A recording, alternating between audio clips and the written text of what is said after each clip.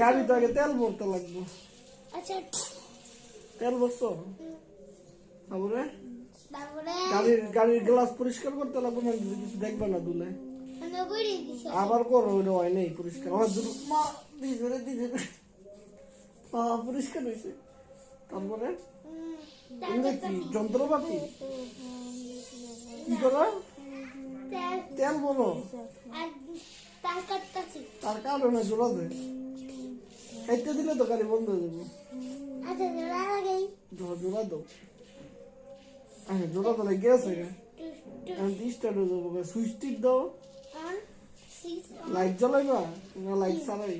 Light জ্বালাইছি।